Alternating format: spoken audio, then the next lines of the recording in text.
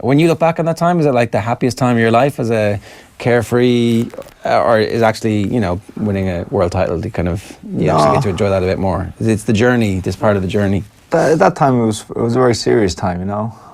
For me, it was a transition, and it was a great time. It was a lot of good fun times. Like, we had a lot of good times traveling and boxing and winning as a team. Yeah. But it was a very serious time. A lot of hard work. And did you enjoy the hard work? Like, do you know what I mean? There is that period of your life where you don't realize that you don't have responsibilities. It's only when you get responsibilities later on you go, oh, balls. I know. I wasted that. I know. Yeah. I don't know. I think I knew what I wanted to do. I was only thinking the other day, like, all that I achieved at such a young age, you know, that I was a very focused young man, you know, to be that young and to have like, where did it all go? Yeah, I know. I'm sitting on the couch eating a chocolate cake thinking, well, how did I ever achieve all that stuff?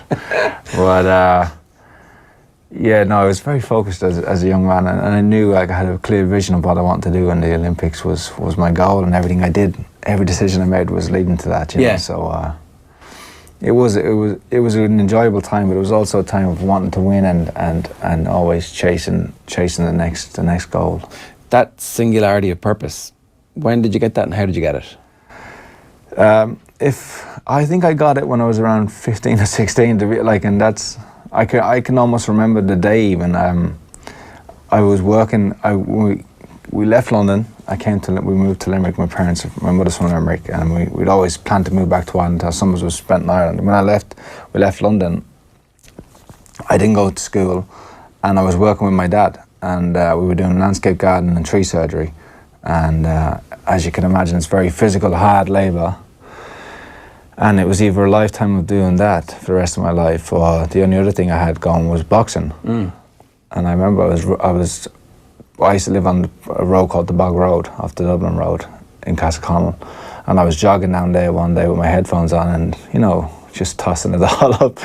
And I said, I'm going to give this a go. You know, I'm going to dedicate myself and try and make it. Because it was, you know, it was a hard work doing all that stuff. Yeah. The trees, so up the trees, and I continued doing that, but also focused on my boxing, you know, and yeah. Yeah, so you were, I didn't know that, effectively like full-time boxing while also working. Yeah. I would prioritise my boxing, and my dad would always give me the space to do what I needed to do. If I needed a day off to go to Dublin to train or things like that, it was given, you know. So. And I'd say they were probably pretty happy to see you kind of decide that that's what you wanted to do at that point. Yeah, I don't think I ever mentioned it to them. Right, okay. Boxing was just something we always did. My older brothers both boxed, and they were just, you know, when they were boxed, they were international boxers, but then they just, you know, they got married and just moved away from it later on, and as late teenagers, so they just moved away from it, you know. So I guess it was just a given that I was going to box and then see how far I wanted to go with myself, you know. Because we were just chatting off air, and I was asking you, like, you know, was the quality of coaching great when you were a kid, but actually, so you were good enough in London when you came to Ireland to make it out of the local system? Yeah, I came, like, obviously it wasn't a finished product or anything like that, but I had enough about me to go through the Limerick Championships, the Munster Championships, and even the All-Irelands, really, and get to the national team without really being tested. And to be honest with you, I came into the Irish boxing. In the Limericks, I beat an Irish champion. In the Munsters, I beat an Irish champion, and then I won 3 fights in the National Stadium, and only conceded 1 point. And I was thinking, like, this is, I better clean up here, you know.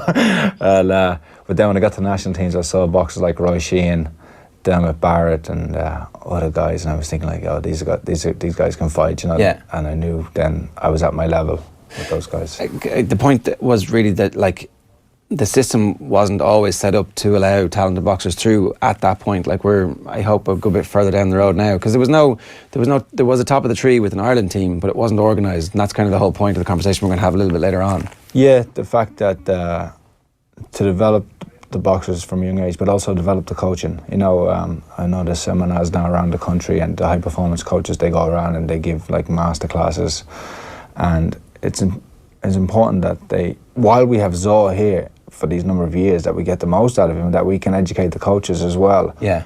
to learn his technique and get some of those pearls of wisdom that can develop fighters from a young age, so that they're not learning it when they're 23 and 22 when they reach the national team, you know, as seniors. That when it's they too can late. learn it, yeah, when they can learn it as 8-year-olds and 10-year-olds. Yeah.